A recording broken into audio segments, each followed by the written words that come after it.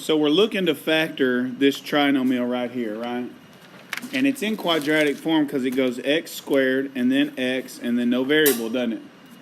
Now normally what we would do is we would try to figure out what number, if this -3 goes into all the terms here. That's what we'd ask ourselves. In other words, we would want to factor out this -3, wouldn't we? But in order for us to factor out this -3, it has to go into this number and into this number, but it doesn't, does it? And so when we recognize it doesn't, then we know we must factor this by grouping. Okay? And so step 1 in factoring by grouping is to multiply A right here times C right here. And you get -21, right? And now I need to list my factors of -21 because I need to find the factors that add up to be -4, don't I? Okay?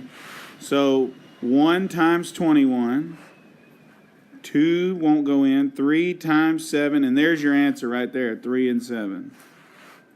Okay? Now, in order for us to have 3 and 7 add up to be -4, it would have to be -7 plus 3, wouldn't it? -7 plus 3 gives us -4, doesn't it? So I'm going to write it as -3x squared, and then I'm going to write these two.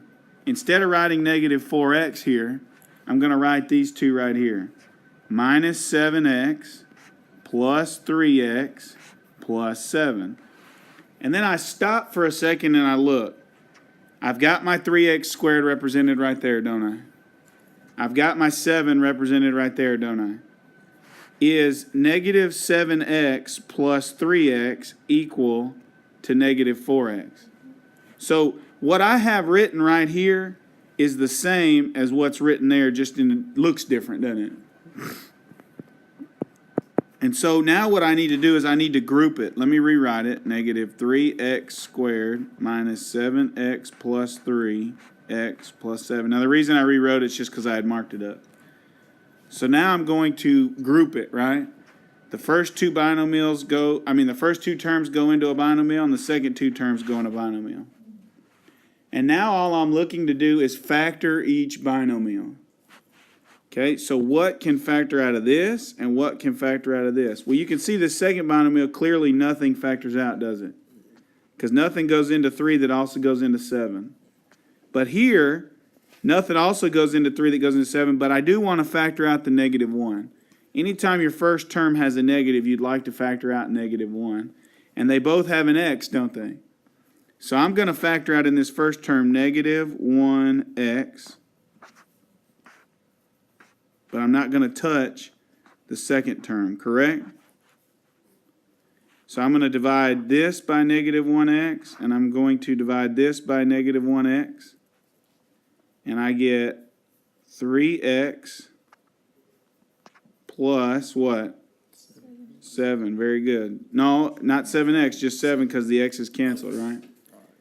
And so now what you notice, first I want you to understand that the number in front of this parentheses right here is a what? A 1. So let's go ahead and write that 1. All right.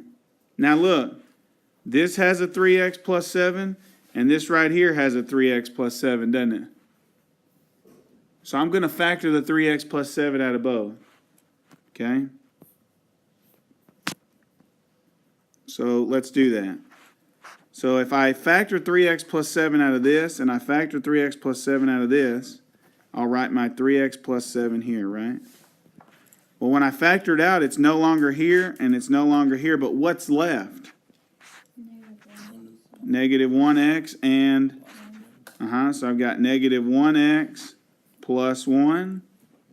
And we don't normally write -1x. What do we write? So I'm going to write this as 3x plus 7 times -x plus 1. Right? And this right here is your answer. You factored by grouping.